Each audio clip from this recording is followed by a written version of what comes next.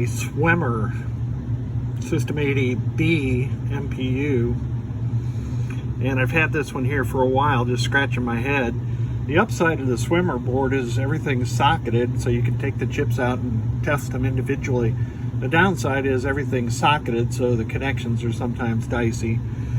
The Swemmer puts a ZIF socket at the TC1 position, which prevents me from attaching my quick scan 80. So I took that out and put a regular 40-pin socket in. And I think I've gotten to the bottom of this. This is an insidious little issue.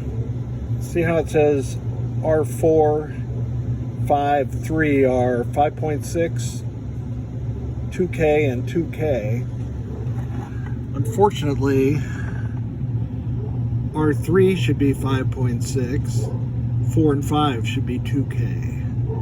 So I'm getting no clock signal to pin 37 of the processor. So let me swap those around and see if this corrects the issue. I desoldered one of the legs of the resistors before I took this picture.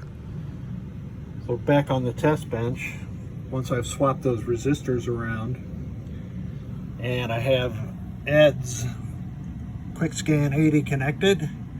And this is what a quick scan 80 does when the board is working correctly.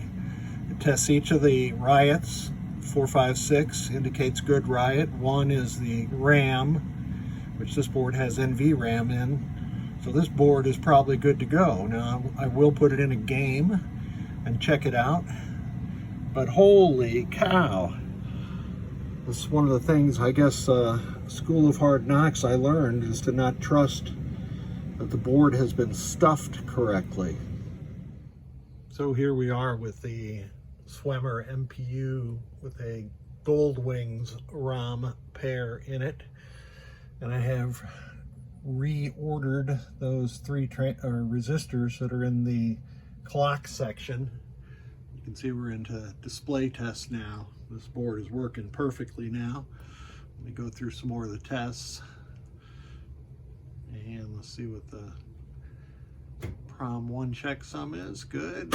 So lamp test. A little hard to see since we're in a Robo Wars, but you get the idea. And then the next test is relay and solenoid test.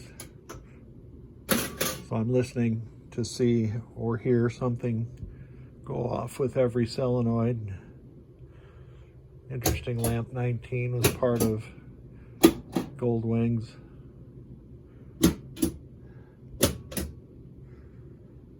Knocker. So good, that's all working properly, so we can test the switch matrix now. Going across the diagonal. Someday I need to write an Arduino program that'll just close all those switches. I'm going to skip 77 because that generally does something, but the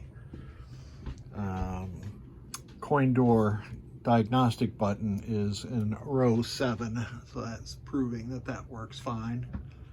Actually, let me go back. Dip switches are fine. Display test one more time.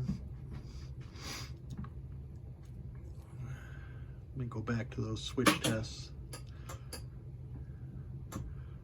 Okay, here's column 7. Let me press 77. Yeah, it does work.